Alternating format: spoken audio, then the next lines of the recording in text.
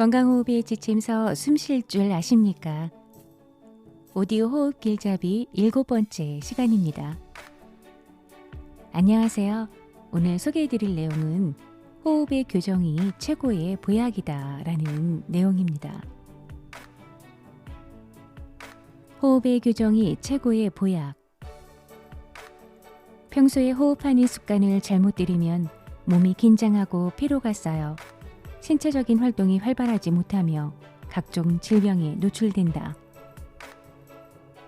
그러나 잘못된 호흡의 습관을 바르게 교정하면 긴장과 스트레스가 해소되고 몸속의 에너지 흐름이 원활하게 되어 건강이 회복된다.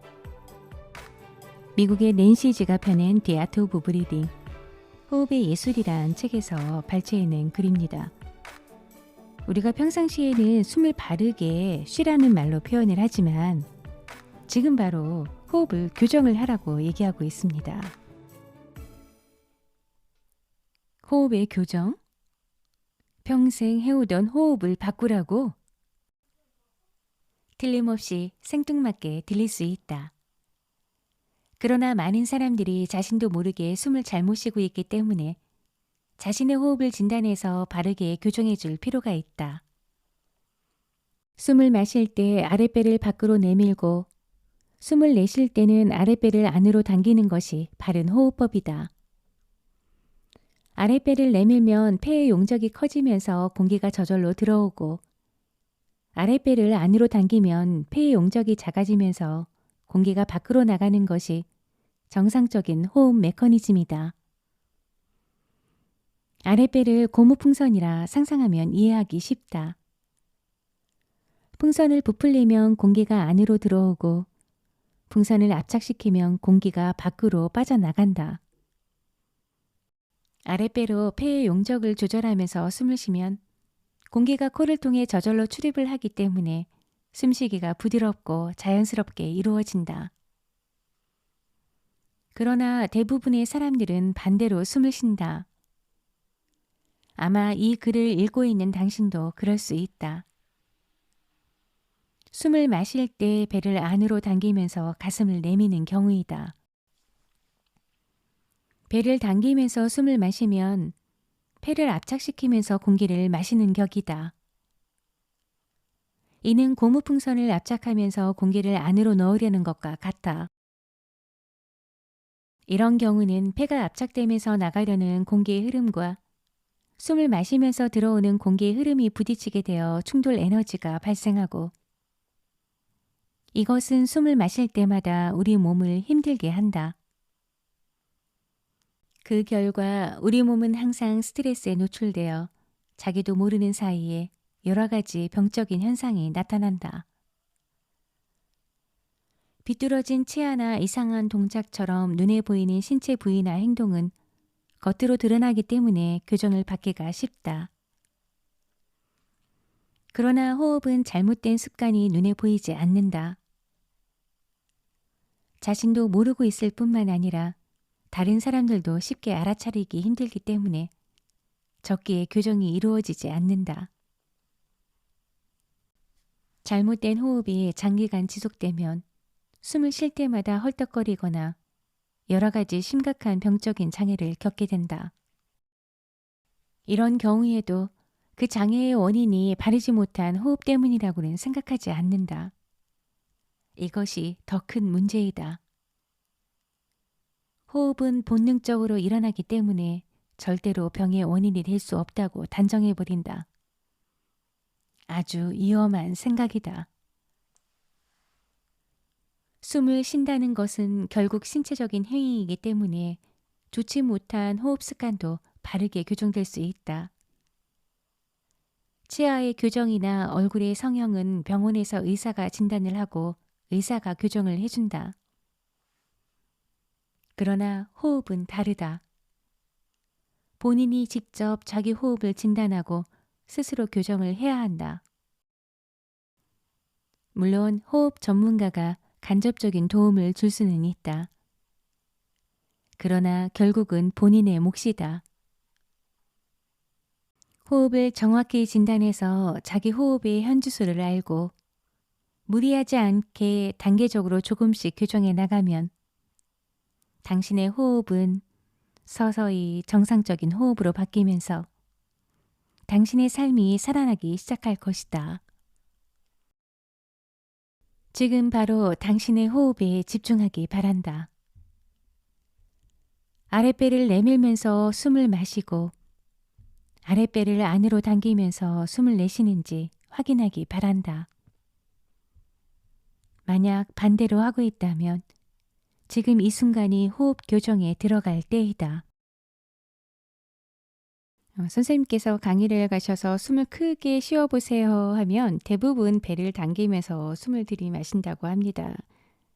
그런데 이렇게 우리가 잘못된 호흡을 하고 있음에도 불구하고 겉으로 드러나지 않기 때문에 교정의 필요성을 못 느끼고 있는 거죠.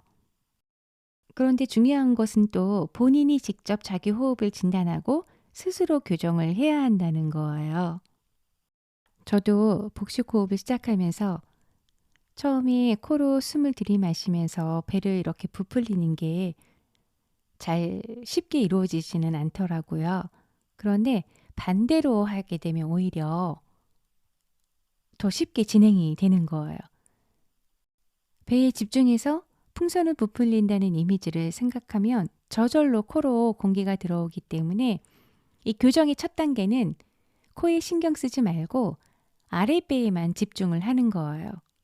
그런데 이제 처음에는 조금 이게 불편하고 어딘가 불편하고 인위적이지 않나 이런 생각이 들지만 계속해서 집중해서 아랫배에 집중해서 이렇게 부풀리는 것에 집중을 하게 되면 저절로 공기가 들어오면서 복식 호흡이 이루어지더라고요. 여러분도 코로 들이마시면서 배를 이렇게 부풀릴 생각을 하지 마시고 반대로 배를 먼저 부풀리면 자연스럽게 코로 공기가 들어오게 된다. 그렇게 생각을 하시면 될 것 같아요. 처음엔 좀 어색하지만 계속해서 진행을 하다 보면 자연스러운 복식 호흡이 된다. 제가 해보니까 그렇더라고요.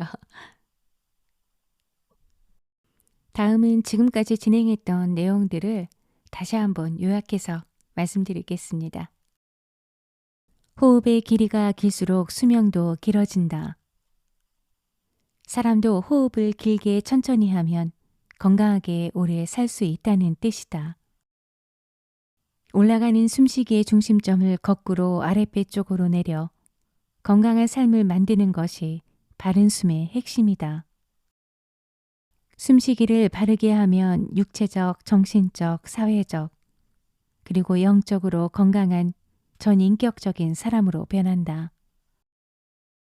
바른 숨을 통해 마음이 선해지면 골상이 바뀌고, 골상이 바뀌면 관상이 변하고, 관상이 변하면 운명이 바뀌어 인생이 달라진다. 호흡은 말도 아름답게 만든다. 말의 그릇은 마음이고 마음의 그릇은 기운이다. 기운은 호흡과 함께 우리 몸으로 들어온다. 따라서 호흡을 제대로 다스리게 되면 기운이 쌓이고 마음이 깊어지고 우리가 다른 사람에게 일상적으로 하는 말도 아름다워진다. 우리 몸 안에 기운을 보충하고 이를 소통시켜 건강을 유지하는 원리적 측면에서는 동양의학과 호흡이 같다. 다만 동양의학에서는 약과 침수를 이용하고 호흡은 숨쉬기를 이용하는 것이 다르다. 동양의학이랑 호흡의 원리는 같습니다. 동양의학에서는 약으로 우리 몸에 부족한 기운을 보충하고 침술로 막힌 기혈을 뚫어 건강을 도모하죠. 호흡은 호흡의 조절로 기운을 넣습니다. 생리적인 측면에서는 산소만 들어가지만 기의 에너지가 들어오는 것입니다. 우리가 숨을 쉴 때 우리 숨결 속에 우주의 기 에너지를 내가 받아들이고 있구나. 그리고 내가 숨을 내쉴 때는 나쁜 에너지가 나가고 있구나. 그렇게 생각하시면 돼요. 호흡은 마음을 조절하여 지혜의 작용을 극대화하는 수련이다. 자기도 모르게 지혜에 대한 눈이 뜨인다. 사물을 보는 시야가 넓어지고 사람을 대하는 마음도 열린다. 호연지기와 같은 도덕적 에너지가 충만한 지도자로서의 노블레스 오블리주의 향기가 저절로 흘러나오게 된다. 호흡의 효과 중에서 가장 중요한 것은 마음이 바르게 된다는 것입니다. 우리 사회 각층에서 도덕적 에너지가 고갈돼 많은 문제가 생기고 있는데 우리 모두가 바른 호흡을 통해 바른 마음이 길러지면 지혜의 눈이 열리고 세상의 이치를 바라보는 힘이 생깁니다. 여러분과 저 모두 호연지기와 같은 도덕적 에너지가 충만한 전인격적인 사람이 되도록 바른 숨을 체화시켜야겠습니다. 감사합니다.